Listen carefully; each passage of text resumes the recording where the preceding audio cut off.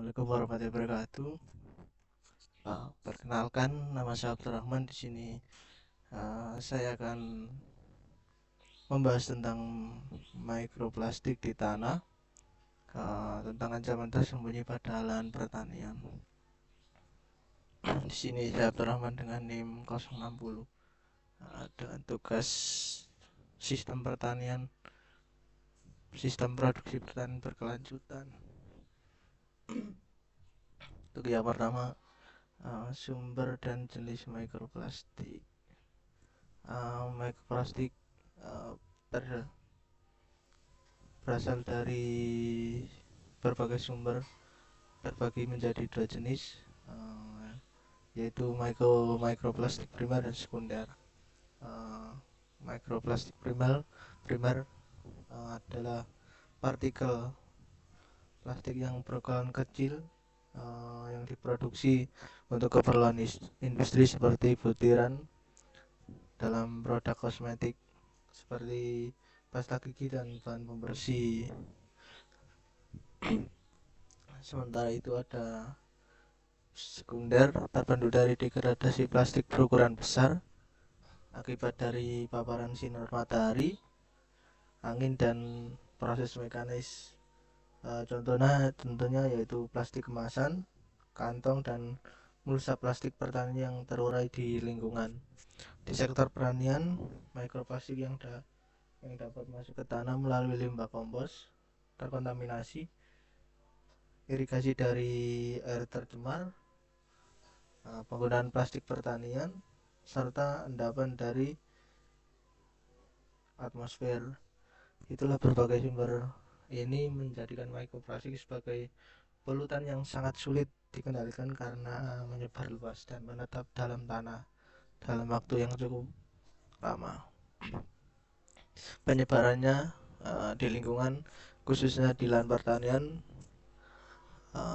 terjadi melalui berbagai jalur yang kompleks. Yang pertama ada terbawa oleh air irigasi yang tercemar, terbawa angin dan hujan dari lingkungan sekitarnya, hingga masuk melalui aplikasi pupuk organik dan kompos atau kompos yang mengandung residu plastik. Aktivitas pertanian seperti pembajakan dan pengolahan tanah dapat mempercepat percampuran partikel mikroplastik ke lapisan tanah yang lebih dalam. Plastik pertanian seperti mulsa yang terdegradasi juga menjadi sumber utama penyebaran mikroplastik langsung ke dalam tanah karena ukurannya yang sangat kecil dan sifatnya yang tahan lama. Selanjutnya yaitu ada dampak mikroplastik terhadap agroekosistem. Mikroplastik yang terakumulasi di lahan pertanian memberikan dampak serius terhadap agroekosistem dan kesehatan tanah. Partikel tersebut dapat mengubah struktur fisik tanah, mengurangi porositas, serta menghambat aliran air dan udara yang penting bagi pertumbuhan tanaman. Keberadaannya juga mengganggu aktivitas mikroorganisme tanah yang berperan dalam dekomposisi bahan organik dan siklus hara, sehingga mengganggu keseimbangan biologis tanah. Mikroplastik tersebut dapat membawa zat beracun dan patogen yang meningkatkan risiko pencemaran kimia di dalam ekosistem tanah.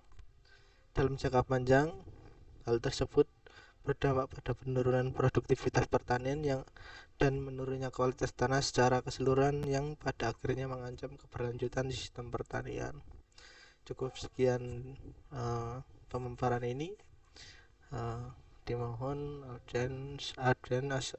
audiens dan yang melihat konten ini bisa munculnya kesadaran dari diri sendiri akan bahayanya atau pengetahuan mikroplastik yang dapat menyebabkan dampak terhadap agroekosistem atau lahan pertanian. Wassalamualaikum warahmatullahi wabarakatuh.